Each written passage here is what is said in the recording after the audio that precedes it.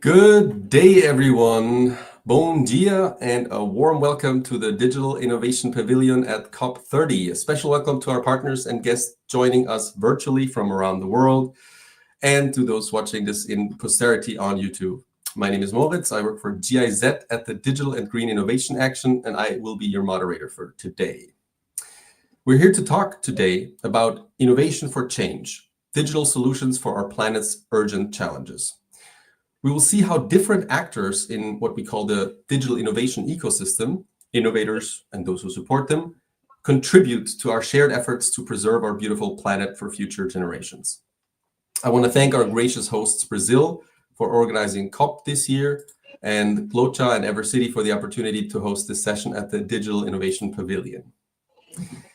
To set the stage and introduce the Digital and Green Innovation Action, which organized this session with the support of the European Commission's Directorate General for Climate Action, please give a warm welcome to our first speaker, Gabriela Sanchez from Expertise France, who will introduce us to the Digital and Green Innovation Action with the focus on what we do in the Latin America and Caribbean region. Gabriela?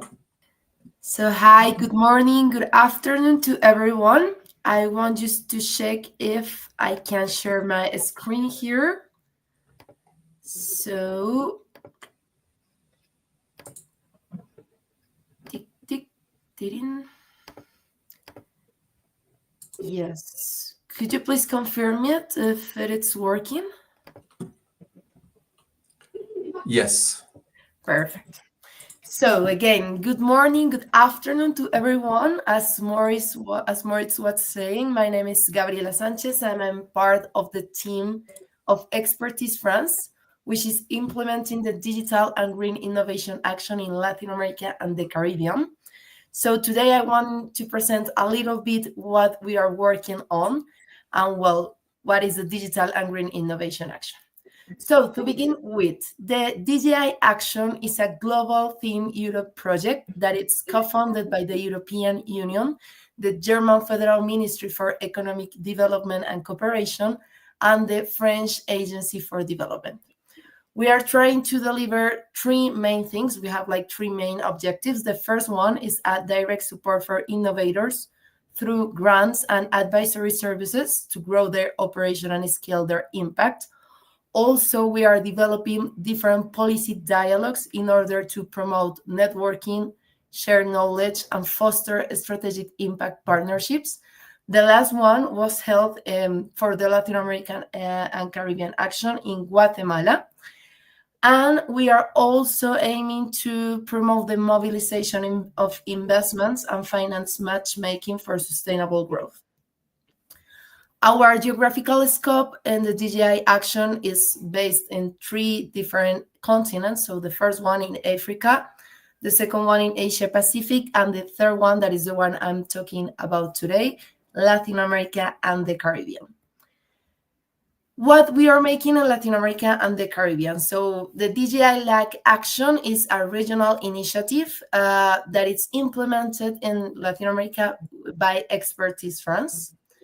Why we are promoting this action? Well, because it is crucial to strengthen climate resilience in the region by harnessing digital and green innovation, especially or particularly by the Earth observation technologies that have a big focus in the Copernicus data, and to better anticipate, understand, and answer to the growing impacts of climate change.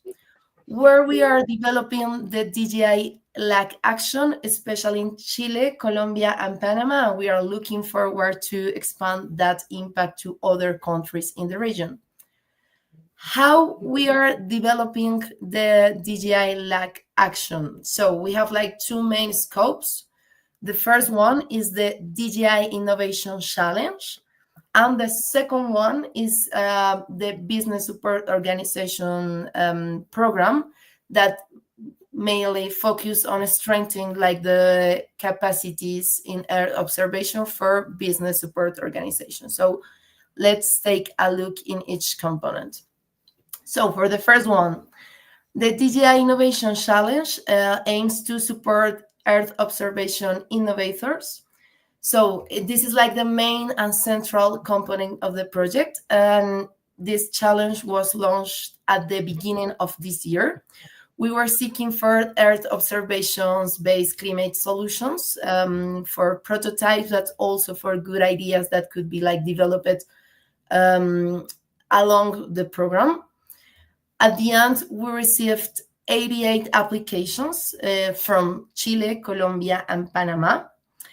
23 startups were selected, 11 in Colombia, 9 in Chile, and 3 in Panama. And well, nowadays these companies are developing Earth observation solutions addressing climate challenges such as wildfire monitoring, water resource management, and smart agriculture, between others. This picture that you are seeing here in this moment was taken like this week, because in fact, this week we had our first launch event of the DJI LAC action in Colombia. And next week, we are developing these launch events in Chile and Panama. So the idea is just to bring together all the startups in order to connect, to make a lot of networking, but also to try to like connect the different ideas that are taking place in each country and then in the region with the LAX summit that will take place next year. So that was the first component. And the second one is based in strengthening business support organizations, so the local incubators in Chile, Colombia, and Panama. We made a tough process to select those 6 business support organizations. We have 2 in Colombia, 2 in Chile, 2 in Panama. And they are like developing a 7-month program that includes, between other things, group training sessions, e-learning modules, access to comprehensive information package and toolkits, mentoring, and really important, a study visit in France, just in order to know what the European Union is making to strengthen the Earth observation ecosystem, not only in Europe, but also in other regions of the world. This picture that you are seeing here was taken in Guatemala, as we brought together all the business support organization representatives to talk a little bit more about how we can address like the main objectives of the program. So DJI LAC at a glance. So we'll say that we are aiming to leverage digital and green innovation to address climate challenges. We are also in this moment supporting 23 Earth observation-driven startups across 3 different countries. We aim to strengthen 6 key incubators and business support organizations, and with those 3 main actions, we're aiming to build a collaborative space connecting innovators, public institutions, the European Union partners, and also the broader ecosystem for Earth observation. So that's all about what Expertise France and also our European partners we are doing here in Latin America, but also what we are talking about while we talk about the Digital Green Innovation Action. Here we have like the 2 main contacts for Moritz, that is co-hosting our session, but also from Antoine Bourreau, which is the project lead of the LAC DGI Innovation Action in Latin America. Thank you so much. Well, thank you so much, Gabriela, for that intro to the Digital and Green Innovation Action and our activities in Latin America and the Caribbean. DGI is one of many projects with a global scope, but global projects cannot function without local anchors. So we are incredibly honored to be here at COP30 in Brazil, a nation at the forefront in many ways of digital and green innovation. And we are thrilled that Brazil's telecommunications regulator, Anatel, will be the host for the newly announced Green Digital Action Hub. So please welcome now Alexandre Campos Moraes, the Deputy Head of the International Affairs Office from Anatel, to set the scene from our host's perspective. Thank you, Moritz, and thank you again for the kind invitation to participate in this discussion. As you mentioned, we're really proud to announce the hub this year. We are tasked by law to represent Brazil in international discussions in telecommunications, and the ITU is, of course, one of the main forums in which we participate. And we are glad this year to help them achieve this really important milestone in working ICTs and climate action within the discussions at COP. So being the presidents of COP30, we were asked by our Ministry of Foreign Affairs to advance from the discussions that we were already doing in the action agenda since 2023. So the ITU has been participating at UNFCCC discussions since COP28 in Dubai, in which they initiated these discussions of the Green Digital Action, which is a track of events and discussions that take place at the action agenda and at different pavilions throughout COP. So this was the first year. Last year in Baku, in Azerbaijan, there was the first digitalization day, which was a really important moment to highlight the role of technology in the climate action. And it was marked by this very important declaration, which was presented by the Azerbaijani presidency of COP29, which was viewed as a very important political milestone. But this year, as I mentioned, our MFA asked us to go one step ahead and to have one deliverable which is more tangible and which are in line with the implementation line of work which they're working in COP this year. You might also have heard of the word mutirão in Portuguese, which is another common thread for COP30 this year. And I believe that the GDA hub is very much in line with mutirão. Mutirão is something that used to happen more often when I was growing up here in Brazil, in which maybe the community, the friends and core workers would be working together on the weekend for maybe someone would build a house and would need painting or some work, and everyone from the community would join together to help and to assist everyone doing one task in which they can jump in. And this is really the spirit I will mention throughout my speech here: collaboration and partnerships very often. And this is really the spirit of the GDA hub and of COP30. So I'm very glad to mention that the GDA hub was announced this Monday already with many partners. I will mention, of course, it is a proposal by the ITU and it's supported by Anatel. But we are already have in UNITAR, EGDG, GIZ, the World Bank Group, CODES, GGGI, and we, Anatel, will be tasked with leading an international advisory board for this institution. So the idea, of course, and I believe that the main vocation for this hub is to try to identify local initiatives and to identify synergies between different countries in activities that can be scaled up. So I believe there is a lot of work to do. Technology is not a new topic in climate agenda and in UNFCCC discussions, but I believe that we all have this ambition to have it more impactful. So before I finish, I'd just like to mention that we are already with one project within the GDA hub, which is the AI Climate Institute, which was also launched this week. It is a partnership between Anatel, the ITU, and UNESCO. So we already have content from the ITU Academy and from the UNESCO, the World Academy of Sciences, in trying to work technology and in specific artificial intelligence for climate action. There was one workshop in Belém last October. So there was this groundwork in which we were able to train local indigenous communities, but also members of indigenous communities from all the Amazon countries.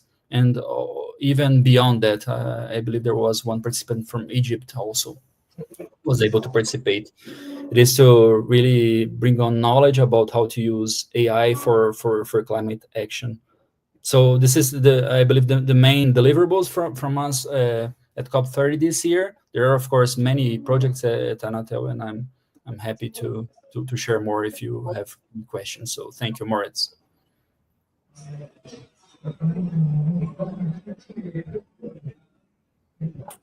Thank you, Alexandre, for this powerful commitment from Brazil and Anatel to host this new hub. I think it's a clear signal to the world that we urgently need. But a successful innovation ecosystem needs, of course, more than a host as well. It needs the connective tissue, right? It needs the accelerators, the training programs, the support structure that turn ideas into viable businesses. So to speak on this vital role, I'm especially pleased to have in person in Belém, Solveig Sofoniasdottir, the head of the Climate Kick Academy. So Solveig.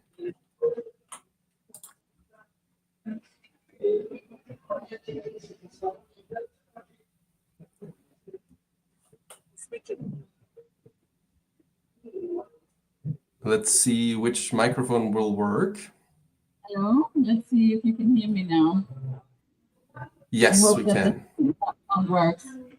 And hello everyone here and online. I am going to speak around our Catalyst 1.5 initiative. And as I frame around that, I would like to ask for already next slide. So Catalyst 1.5, we support early stage climate tech ventures in Latin America and West Africa with funding and advisory services, building ecosystems that mobilize private capital and reduce emissions. And before going into what it is, I just want to talk a little bit about the case for action. So if I could get the next slide here. I want to just frame that if an estimated 45% of GHG emission reductions will need to be made by technologies that are currently in early innovation or concept phase. So if we are to close this gap, we do need those early stage technologies. We need to pay attention to how to support and enable those. And new tech is one of the keys to tackling climate change, and mobilizing private capital is really essential to fill the climate finance gap. And in the Global South, climate tech is a strategic sector that helps us unlock sustainable growth. And then with that, maybe back to the Catalyst 1.5 initiative. If I could get the next slide there. So Catalyst 1.5, Catalyst was funded by the Brain Climate Fund and BMZ with 38 million euros. It's implemented by GSZ with Climate Kick, Technological de Mandre, and IPED. It has 90% of operational activities in between 24 and 26, and the key result is that is the building of a pipeline of 180 investable climate tech ventures in Latin America and West Africa. And a broader result is really around strengthening the climate tech innovation ecosystems in these two regions, so really building and weaving together ecosystem actors. Where we operate, so if you could give me the next slide in terms of that, thank you.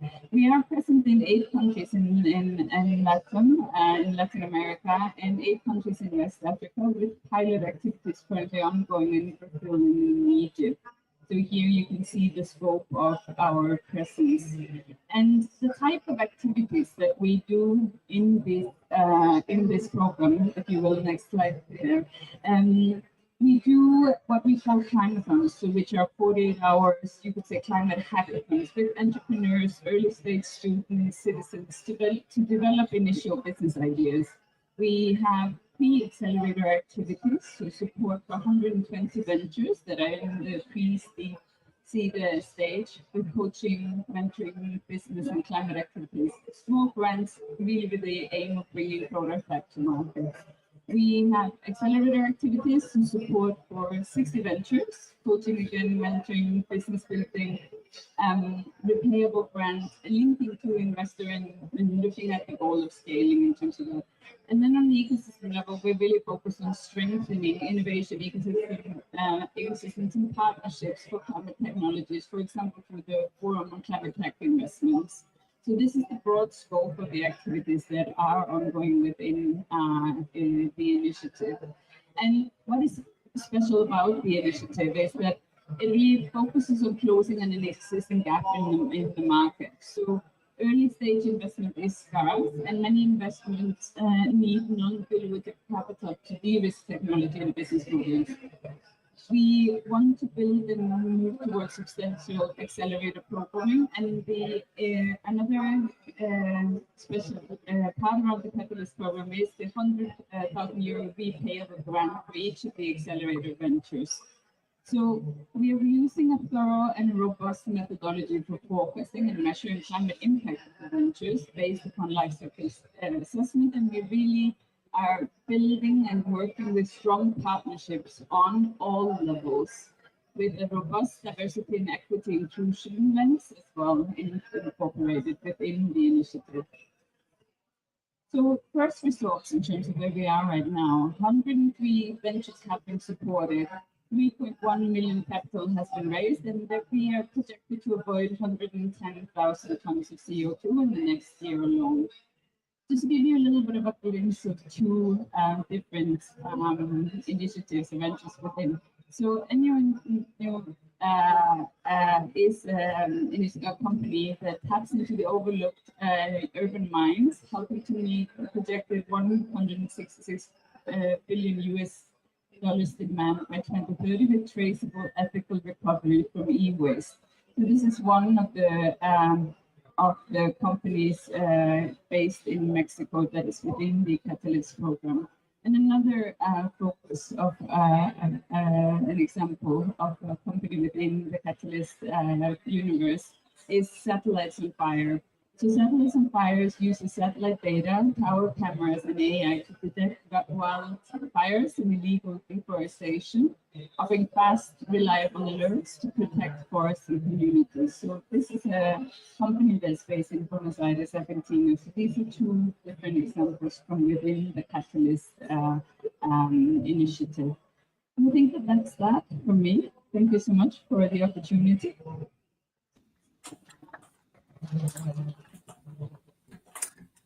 Well, thank you so much, Solveig. That was very, very interesting, and I'd love to know more about it, even though, of course, GIZ is also implementing the Catalyst project, but still lots to learn here with every single initiative that we get to hear from.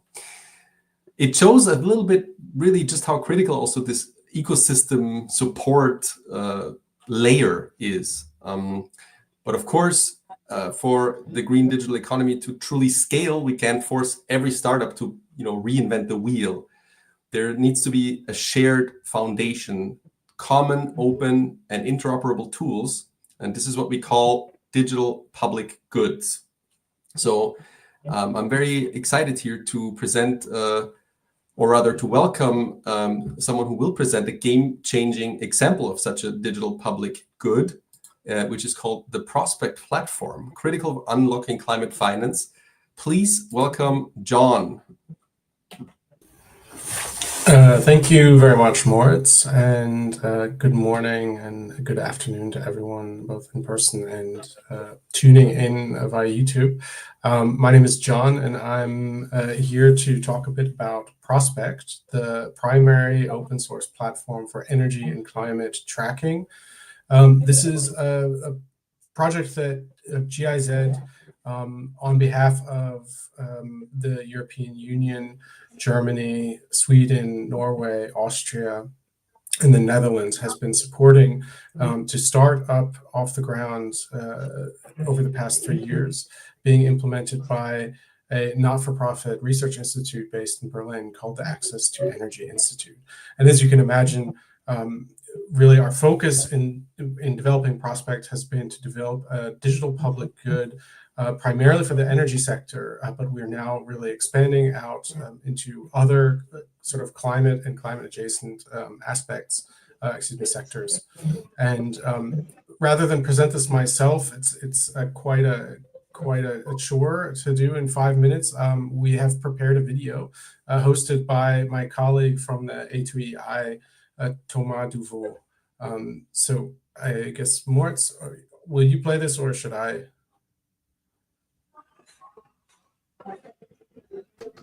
Around SDG. We got it. And we've developed an open source data platform called Prospect.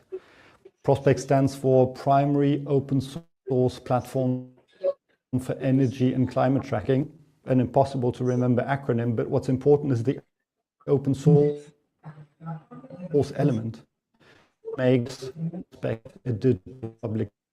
So what does Prospect do in the context of SDG 7? SDG 7 is modern, affordable, clean energy access, and it's made out of grid connection, off-grid connections, clean code, so different connections to sources, and does it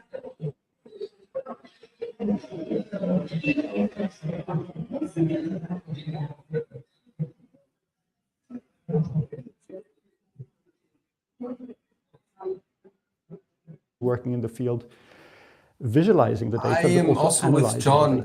And that's a very powerful maybe we can pause tool, the video basically, to better and pivot back to come John, up with strategies that actually make sense. because I'm not really following.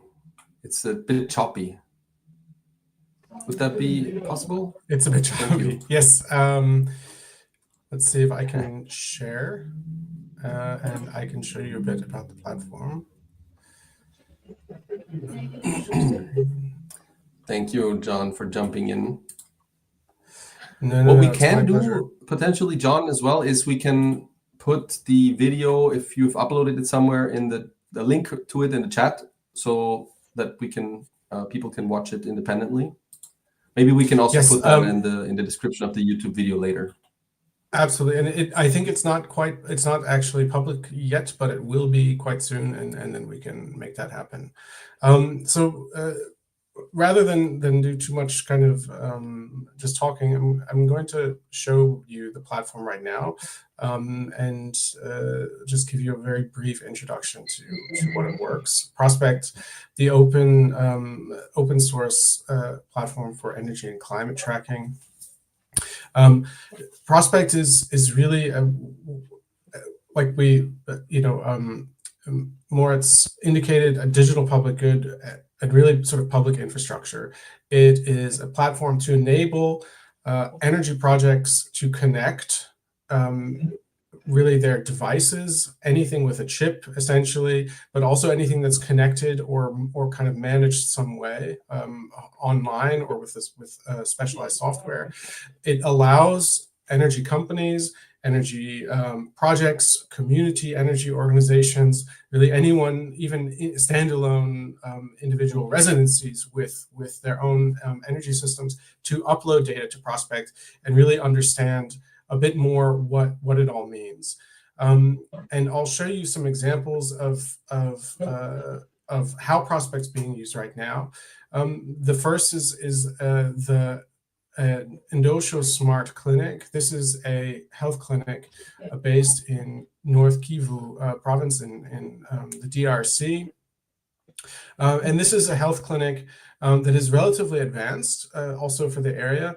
And the client in this case has connected a number of devices, essentially every medical device in the clinic, to Prospect.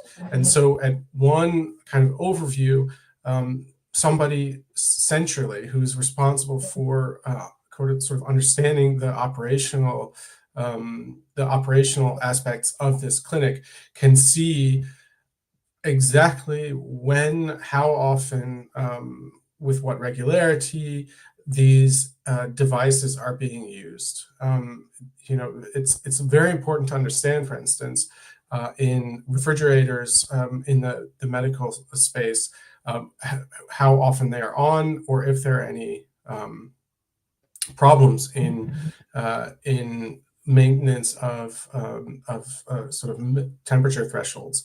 And with this kind of insight, the CBAC, CBCA, which is running this together with the UNHCR, is able to have a completely different understanding and view into the operations of this clinic. This project is actually currently being expanded from 1 clinic to 50, and we're very interested to see how, for instance, this energy monitoring device or platform can be beneficial for the for also the health sector. We also have, for instance, in Zambia, this is one other example of now a public sector partner who's using Prospect to monitor the deployment of energy from grid extension projects, but also other distributed renewable energy projects to citizens in their country. And so with this type of analysis, they're able to really understand, over what time period, what are the types of trends in installation of new systems, what are the sort of characteristics of the customers themselves. And it's really about, what we kind of use as our tagline, stop guessing. I think a lot of times in our space, whether it be the climate or development sector, we're oftentimes kind of hoping or guesstimating or really guessing what impact we're having, and Prospect is designed to really change that and guarantee that we know exactly what's happening on the ground. So I would stop there and hand it back over to you, Moritz. Thank you so much, John. And I would be super excited to actually have some questions, not only for you, John, but for the other speakers. Maybe if we have time at the end, we can get to them, because I think what the potential of this platform, for example, is and could be in the future also for other applications potentially beyond the energy sector would be very, very interesting to hear about. But in the meantime, thank you very much, John, for demonstrating the power of open source tools. But now I think we're all excited to hear about some innovators on the ground, right? And what they're doing with all this support that and all of these tools. So I would love to start directly here, or rather over there in the COP host country. Tackling climate change in Brazil, of course, means protecting its most precious resource, its forests. So here to show us how his company Forestify is using technology to do exactly that is João Vitor. Over to you, João. Good afternoon, can you hear me? It's good? Okay, my pleasure to be here. I'm John, my name is John, here with it called João, and I'm here to present Forestify. I am project analyst, and Forestify is a platform to invest on productive change on Middle Amazon. And actually, we have 3 main problems on Amazon scenario, and the 3 main problems on productive change. The first one is the urgent need to generate income for local population. We have so many people who live in distant places, so far away from the cities, and so it's very hard to generate income on those populations on those places. The second one is the high level informality, and the first one problem in this is the regularization of the land. And in Amazon, we have so many problems on this about the regularization, so on land and environmental too. The third one is expensive and scarce funding. It's one of the reality that we have on Brazil. And our mission is basically facilitating and strengthening investment on productive chains in the Amazon through the tokenization of social biodiversity assets. Basically, we transform a bioactive for social biodiversity assets, and we transform these on a digital asset. So how we do this? We have this process with investors like this. We have these steps for tokenization of social biodiversity assets. The first one is map the production chain of interest. So actually we work with not only with vegetable, but we work with animal production chains. And the first step is map the production chains interest on legal Amazon.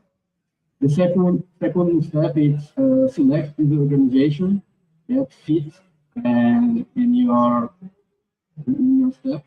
The third one is issue the tokens on the platform. So we make these contracts with these organizations on Liga Amazon, and this production and this organization can issue the tokens on platform, then the investors can be raising. That's the first step, investment raising. And later we have the final step, the return of investment, and investors can be financial return and the impact. They create an impact, and financial impact and social environmental impact on this region. I can pass this slide.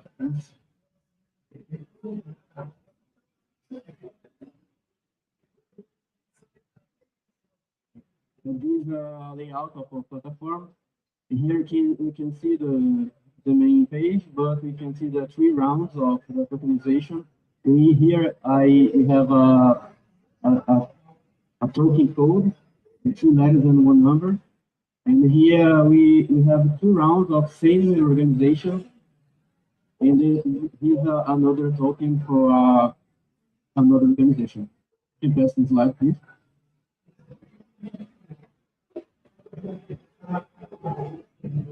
So we had, I'm here to show 2 examples of this that we had on our platform.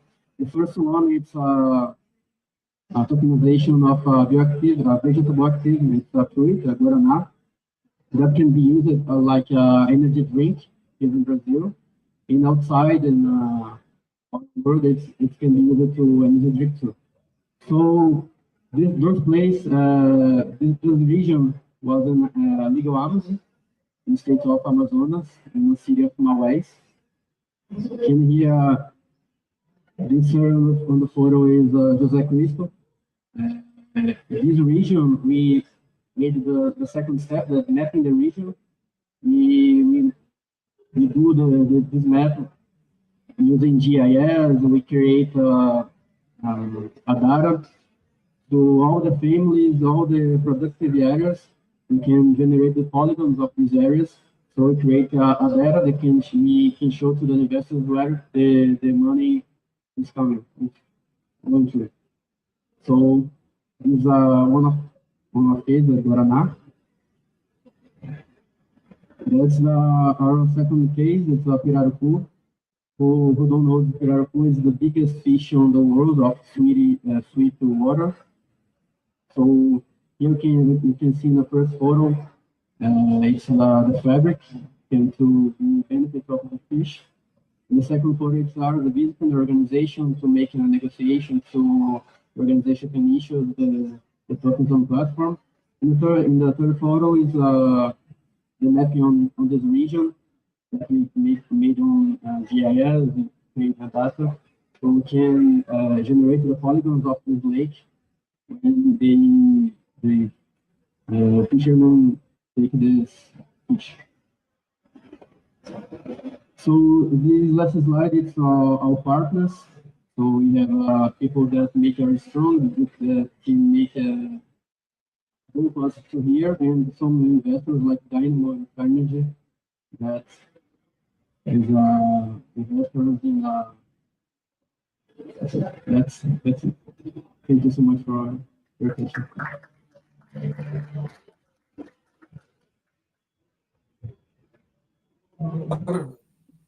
Very exciting to see how the vision is implemented on the ground.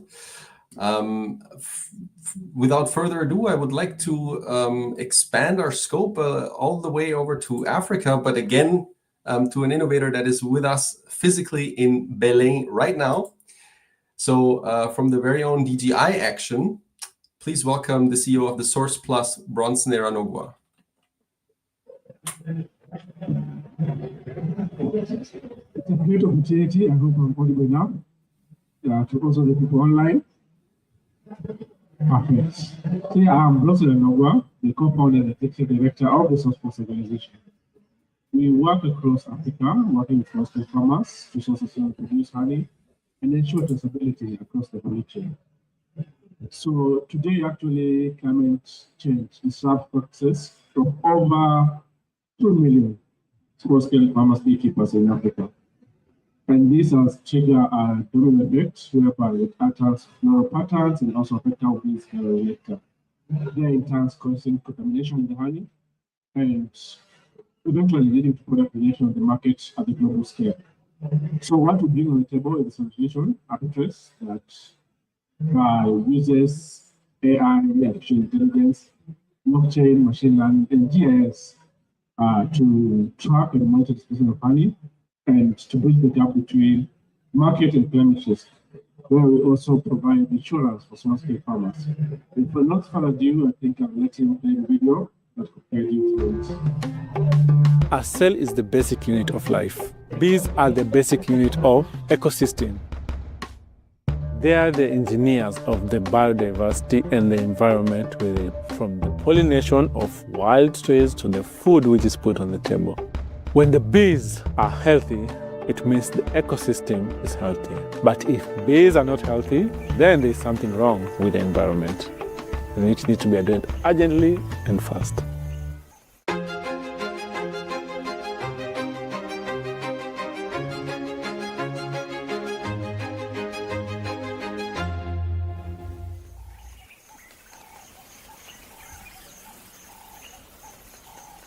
We started from a hackathon from the university, where we developed a crop pest analysis using machine learning application. And on our travel to Embu, where we are today, we realized there was a much more problem. The absence of bees within the society meant that farmers were using hand pollination to pollinate their crops. And it was quite labor intensive and also expensive. The aha moment was like, we need bees to have food on the table. And we need bees to increase the pollination. Thus now we went ahead, modified our algorithms to develop what we have today as Apitrace. This is in the trace honey from the hive to the market. Our solution stands out because we use blockchain system. So that means the data input is immutable. It cannot be altered and it cannot be changed. It's recorded and it's permanent. One of the major risks bees face within the region is pesticide. Unfortunately, there's not enough knowledge about the pesticides that come into the country. So this makes them to mix the chemicals. They mix and forms a toxic concoction, which gets drained off to the water. And this water is actually what bees use to make their honey, and thus contaminating the honey. And this, of course, obviously would lead to market rejection and also reduce market access. When a farmer wants to mix the chemicals, there is a voluntary reporting that happens in the system where they select the chemical they want to use. We have a database that informs what the final product will look like. Therefore, if it's quite dangerous, we use the traffic lights, red, the amber, and the green. According to that now, a trigger alert will be triggered in the beekeeper application, whereby there is a spraying happening, they need to take a responsive action to enclose their bees or other responsive action to protect the bees. And that's how the application works in connection with the beekeeper and the farmer.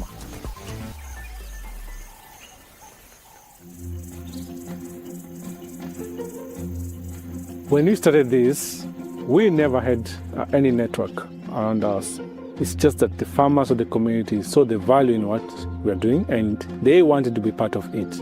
And the community keeps just growing and growing and growing, with beekeepers and farmers in action trying to repopulate and increase the population of the bees. They play a critical role into the ecosystem, and thus we're able to mitigate climate change and population decline, which is happening globally, and therefore enhancing food security across the globe.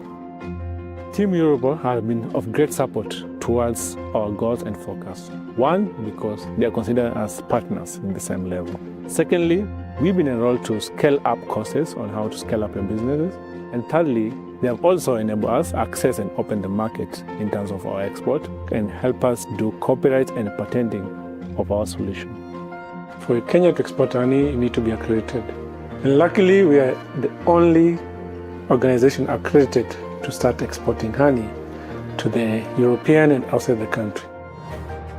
A healthier bee population is a healthy ecosystem, which also leads to a broader, healthier biodiversity, and above all, healthier humans.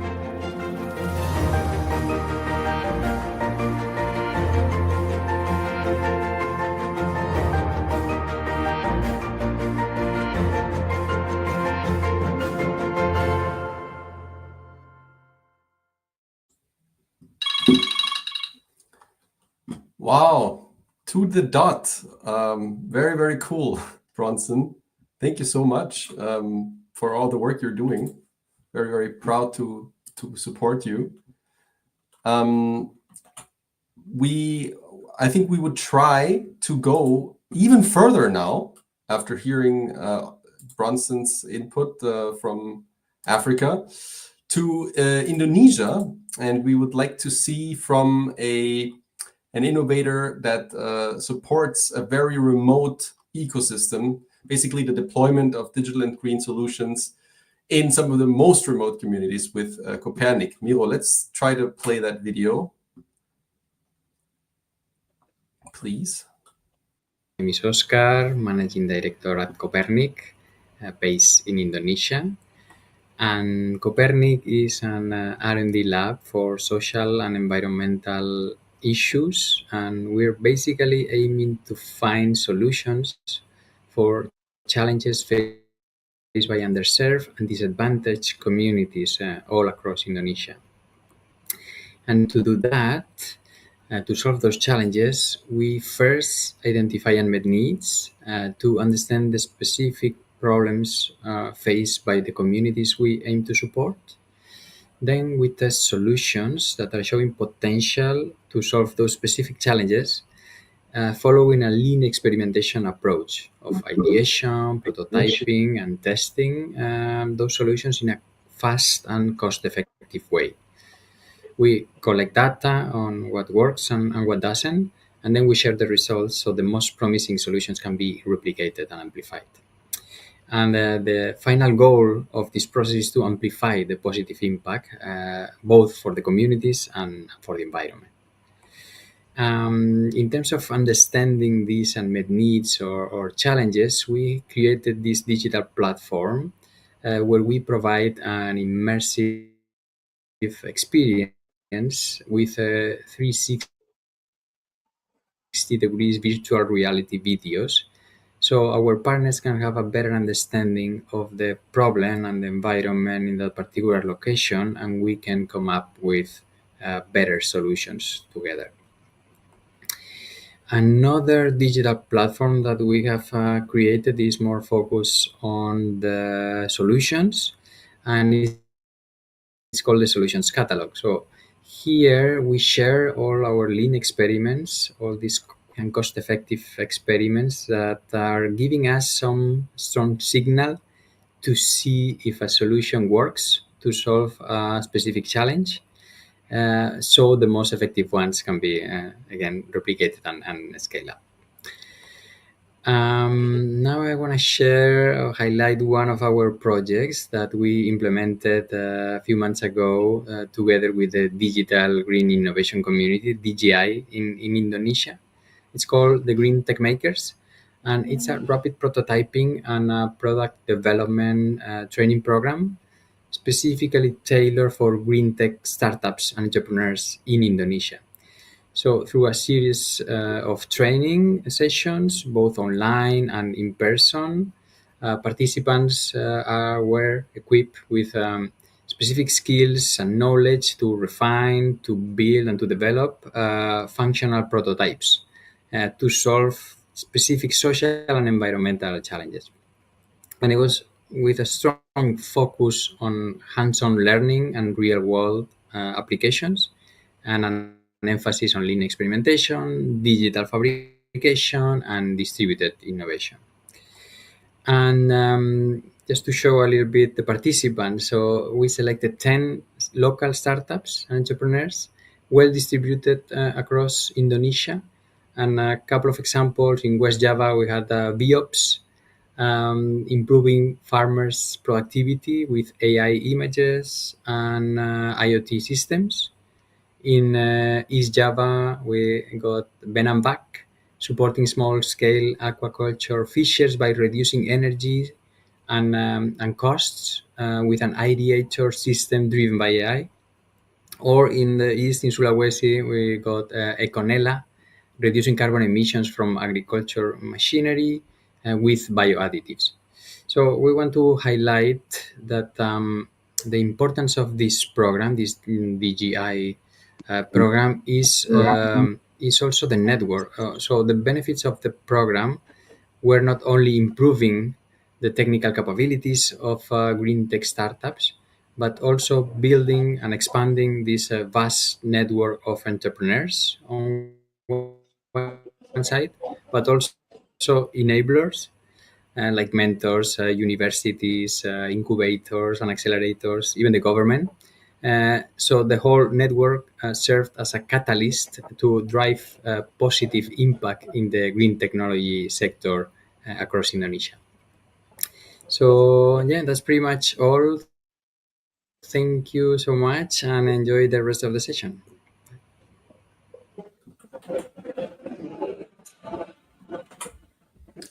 Okay. Thank you to Oscar, and we send our warm greetings to Indonesia. And I really have to say, what a fantastic set of innovators. I'm super excited. It's always really cool to see, like what kind of innovations are happening and emerging on the ground and really making a real impact in the community and, of course, for our planet. So we're good in time, but I think it's time to round up this interesting session with a political perspective and framing this work that we're doing within the EU Global Gateway strategy. I want to give a warm welcome to Flavia Jambaresi-Gagno from the European Commission's Directorate General for International Partnerships, who's joining us. Yes. I would have loved to be with you in person at the COP30 Digital Innovation Pavilion today, even more so as Brazil is my home country. But I'm grateful to be able to speak to you from Brussels, to share the European Union's perspective and work on fostering the twin digital and green transition towards a more sustainable future. The EU is committed to the twin transition not only as a political priority, but really as an essential strategy for addressing climate change, reducing environmental degradation, and harnessing digital technologies to benefit economies and societies. Green and digital are priorities for our Global Gateway strategy, as we focus on climate and energy and digital as key areas of investments, guiding our collaborative efforts with partner countries. Through the Global Gateway, we embrace the Team Europe approach, which combines the expertise and resources of EU institutions, member states, financial institutions, the private sector, and civil society to deliver in these key priority areas. The Digital and Green Innovation Action that was presented here today is a great example of these efforts that result in strengthening digital, green, and circular entrepreneurship across partner regions. The program has been successfully improving entrepreneurial capacities, enhancing access to resources, and fostering collaborations that are essential for scale and impact. Throughout these sessions, you have had the chance to have a brief contact with some of the remarkable ideas that the EU and our member states have been supporting around the globe. These initiatives highlight the importance of innovation competitions, open calls, and hackathons in identifying and scaling tailored solutions to local contexts. Today's event highlights the potential for South-South cooperation, facilitating the exchange of innovative solutions to global challenges and breaking down the geographical barriers. I thank today's presenters for demonstrating the transformative power of innovation and the importance of digital tools to drive positive climate action and green economic growth. To conclude, I would like to thank you, our host, Anatel, our innovators, Team Europe colleagues, and all participants to this session for your contribution to this dialogue. And let us continue to collaborate, celebrate the successful initiatives, and strive to enhance our contributions to a sustainable and inclusive future for all. Thank you. Thank you to Flavia over there in Brussels. And with this, I think we are approaching really the end of our panel. One who's contributed to this. I thought it was very exciting to see really a quite comprehensive picture of the innovation ecosystem from different perspectives, the macro perspective at global level, the project perspective, the ecosystem builder perspective, the perspective of digital public goods, and of course, most importantly, the innovators' own perspective, which are the ones that are making the impact on the ground. So all of you are building this shared vision together, and we invite all of you to take a look over to what Anatel announced before, the Green Digital Action Hub, which is being launched now at this COP. And for the rest, I want to say a special thank you, of course, to our physical guests who joined us in person in apparently sweltering Belém. Is it very hot? I would assume so. Solveig is making good use of the fan. But you've been sitting there with us very patiently. So thank you all for your immensely valuable contributions. And I wish you a wonderful rest of the day and enjoy the rest of COP. Thank you very much. Thank you, everyone. Thank you.